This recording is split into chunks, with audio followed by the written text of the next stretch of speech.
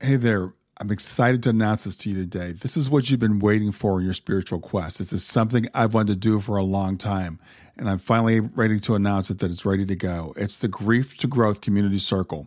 Now, this is a sanctuary where like-minded souls are united in their journey through grief and towards personal transformation. It's more than just a place. It's a beginning. It's a commitment to growth and understanding. Here you're finding not just a community, but you're entering a circle of trust and depth. You're going to engage with interactive coursework. You'll dive into exclusive podcast episodes and partake in discussions that illuminate the path from mourning to empowerment. This is a realm where every question is honored and every individual's journey is validated. To be part of this exclusive circle, visit us at grieftogrowth.com/community or look for the chat icon at the bottom of every page on the main website. Remember, the entry is a privilege because I want to ensure that every member is as dedicated and genuine as you are. You must apply to join, but the journey within is worth every step. So go ahead and join us today. Check it out, grieftogrowth.com/community, and I look forward to seeing you there.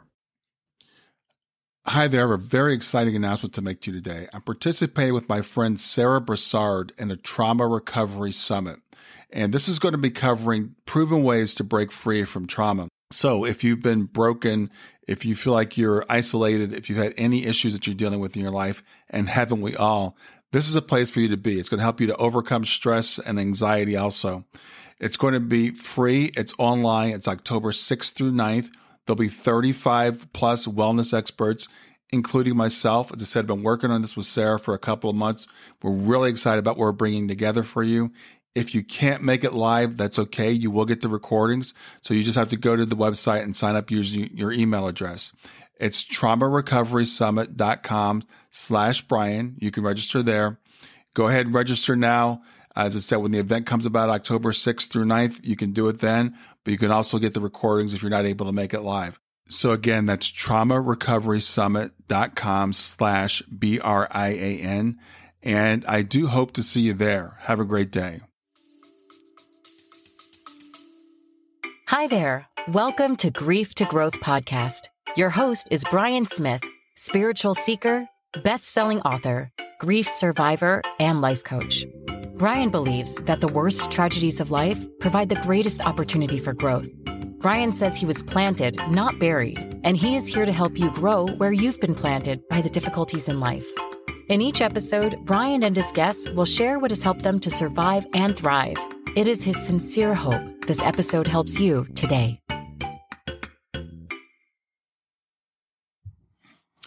I had a couple of interesting experiences yesterday that I wanted to share. So I'm taking this course in positive intelligence, or PQ for short. And what it is about is learning to understand when we're getting hijacked by these things that live inside us. We call them saboteurs. And we have one main saboteur called the judge, which we all have. And that judge judges ourselves, it judges circumstances, and it judges others. So we judge ourselves as being less than. We judge other people for not doing the right things. And we judge our circumstances not being good enough for us to be happy, and we wish for something different. And along with the judge, there are these different saboteurs that come along. So what's really interesting, I've been doing this for about 3-4 months, I guess now. I took the 6-week program, and now I'm going through a coaching thing. And I'm really starting to catch on quickly when the judge and when these saboteurs take over. So yesterday I was getting a notification to renew my domain on GoDaddy.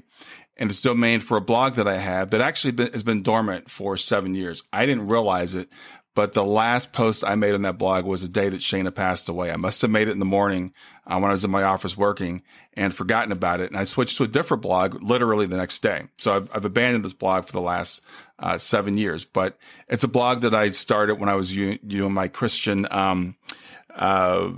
evangelism, if you want to call it that, proselytizing.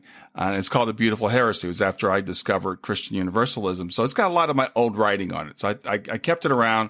I've been renewing the domain for the last 7 years just to have it for posterity's sake.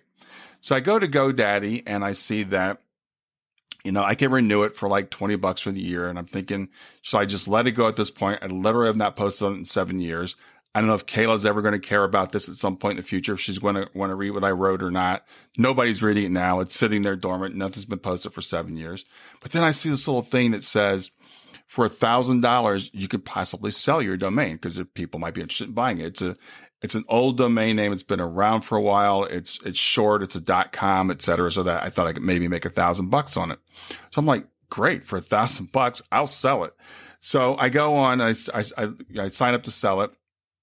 And then I see I could possibly get more money for it. There's a service called Afternick. And if I go there, they'll give me an appraisal. So I'm thinking it's worth nothing to me at first, right? I'm thinking I'm just going to let it go.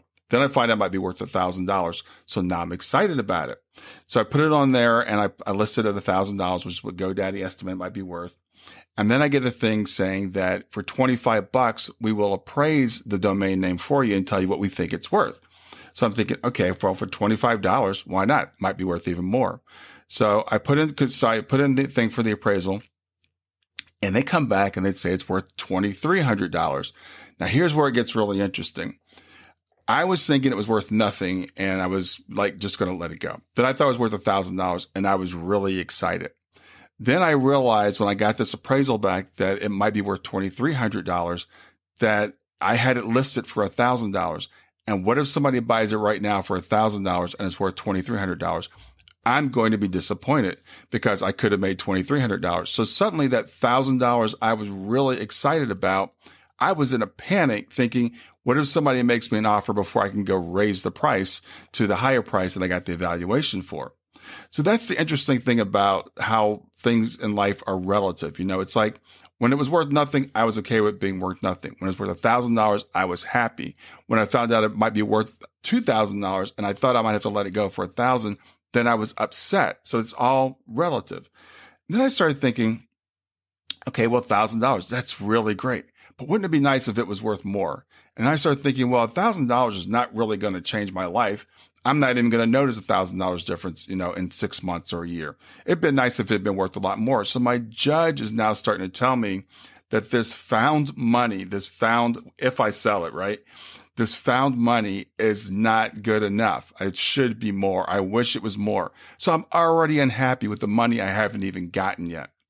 Then there's, as I was saying earlier, that we have the judge and then we have these side saboteurs and these accomplices. And one of them's called the victim. And the victim is the one that says nothing ever goes right for me. It's someone else's fault that this happened to me, those types of things. So then my victim kicks in. My victim says, okay, well, they might have said it was worth $2,300, but you're never going to get that much for it. It probably won't sell at all. And if it does, someone will probably offer you $500 for it, or maybe even $50, or maybe it'll just sit there for 6 months and nobody will ever buy it. So I've gone from a state where I woke up in the morning, I wasn't even thinking about this, and I was content because I wasn't even in my mind, to I'm just going to let it go, to I'm really excited about making a lot of money on this, to you're probably not going to make that money, then to it's probably not even going to sell at all. And I was noticing how my saboteurs play with me so that no matter what the circumstance is, they find a way to find a negative in it. The judge is telling me that I could have made more money or should have made more money on it. Victim telling me it's probably not going to happen for you. So that's just an example of what was going on. So tying also that into something else that was going on with me at the same time, I'm working with these other coaches in this program. So I'm working with these coaches in this program and we're talking about how we're going to do this. We're all getting certified. We're going to be offering this thing and we're really kind of excited about it. But I started thinking, well, they all have established practices. They already have clients. I don't really have that many clients. I hardly have any clients at all. And no one's going to want to pay me this much money for this. And yes, I know other people have gone through this and they've made so much money. It's been so successful for them. And I've had other coaches come into the program. They've given us testimonies about how great it's been for them. But my victim, the guy that says this is not going to happen for you, starts kicking in and says, this is not going to happen for you. So I have to fight that. The thing is right now I'm working on some really exciting major things that are going to be ready to roll out later this year that could really transform my business. But my victim keeps telling me that it's not going to happen for me. And I'm confessing that to you right here, that the thing is, even though we go through this mental fitness training, which I've been through and I love, and it's actually changed my life, we still get triggered. The question is, how quickly do we figure out that we're triggered, and how quickly do we recover? And that's the thing that's really important. That's the thing that I'm finding I'm starting to observe with myself is when this happens, I'm like, that's your judge. Or when it happens, it's like, that's your victim. You need to put that voice aside. You need to listen to what we call the sage, the other side that says that's a lie. And that's a lie that we tell ourselves. We all do this. We all do this self-sabotaging. It's a really weird part of being human. There's some complex reasons I don't have time to go into in this particular broadcast about it, but it's something that we all do. So I'm putting this out there for you so you can recognize when this goes on with yourself, when you start to say to yourself, the situation isn't good enough, or this isn't going to work out for me, or it's something when you become unhappy with a situation in which you could be very happy and things are always there's always a good and bad in life. There's always a mix one way or both ways. So that's my confession to you for today. Let me know if you had any similar experiences. Have a great one. Hey there. Now that you're here at Grief to Growth, I'd like to ask you to do a couple of things for me if you would.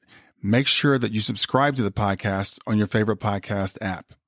Also, please leave me a review. That's very important. Go to ratethispodcast.com/grief2growth. That's grief, the number 2 growth, ratethispodcast.com/grief2growth. And there's instructions there on how to leave a review. The third thing is, if you're a regular listener and you'd like to leave me a tip, I've tried to make that easy for you to do.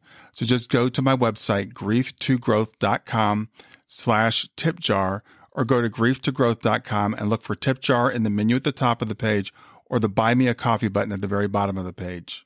Thanks.